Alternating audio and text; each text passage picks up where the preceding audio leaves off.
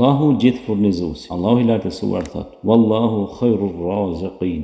Allahu është furnizuesi më i mirë. Surja Xhuma ajeti 1. Furnizimi i Allahut për robërit e tij ndahet në dy lloje. Furnizimi i përgjithshëm që përfshin të devotshmin dhe të shturin, besimtarin dhe qafirin, të parët dhe të fundit, e ky është furnizimi fizik për ta. Nëse dikush ka shumë si ky furnizim në këtë botë, nuk është argument se ai është i nderuar tek Allahu, ashtu siç nuk është argument furnizimi i pak të ndonjërit se ai është i pavlerë tek Allahu. Furnizimi i veçantë që është furnizimi i zemrave dhe ushqimi i tyre me dijen e iman, ashtu hyn furnizimi i halal që ndihmon robën që të jetë në rregull me fenë e tij. Ky furnizim është i veçantë vetëm për besimtarët në varësi të gradave të tyre, sipas urtësisë dhe mëshirës së tij. Allah më dhuro, Allahu i lartësuar thot: Ai Sulejmani tha: O Zoti, më fal dhe më dhuron një pushtet që të mos ketë askush pas meje, me të vërtetë ti je dhuruesi i madh. Këtë lutje e bëri Sulejmani alayhis salam duke veçuar emrin e Allahut El-Wahhab, që do të thotë ai që dhuron shumë, begaton shumë dhe jep shumë. Pra Allahu i madhëruar dhe i lartësuar është dhuruesi i madh, që u dhuron robëve të tij nga mirësitë e veta. Ai u dhuron atyre begatitë e njëpasnjëshme, që u jep shumë të mira dhe u ndan hise me bollek. Në dorën e tij të pastrit nga çdo mangësi janë thesarët e çdo gjëje.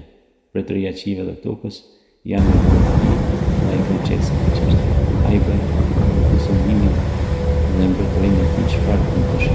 Fjala subhanallah, tusabbihu lillahi ma fi samawati wa ma fi al-ardh. Allahu e na bën diçka që gjendë të qive dhe Surja Xhuma. Fjala subhanallah është një prej pikave më të shtuar në adhurimin e Allahut. Tasbihu për ne më shumë se këtë vëllë.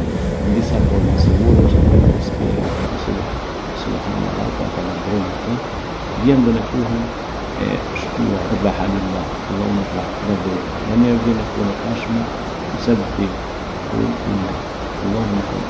Allahu ka përmendur tasbihin në fillimin e këtë sure të Kuranit në 6 vende. Përmendet se Allahu e bën tasbih. Në 9 vende përmendet se Allahu e bën tasbih. Pejgamberi në 4 vende përmendet se Allahu e bën tasbih pejgamberit e tij.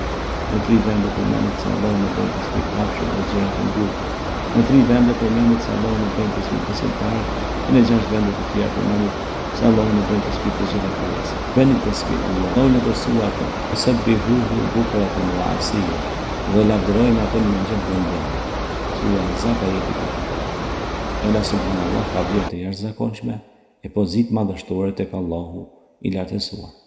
Muhamedi alayhis salam tasbihun e radhit prej fjalëve më të dashura tek Allah. Po kjo fjalë është fjala më e vlefshme përzgjedhur te melekët e Allah. Kur kjo fjalë shqiptohet 100 herë brenda ditës, i shlyen gjunat, qofshin ato dhe sa shkume. Shkuren në një shpërblim dhe fshin në të qire. Në mirësinë e tregoi Muhamedi alayhis salam, ashtu kjo fjalë, jo vetëm që është e dashur tek Allah, por është e lehtë për gjuhën dhe për shënërem dhe për shkruajnë Allahu të lartësuar. Por Allah na urdhëron të bëjmë tasbih.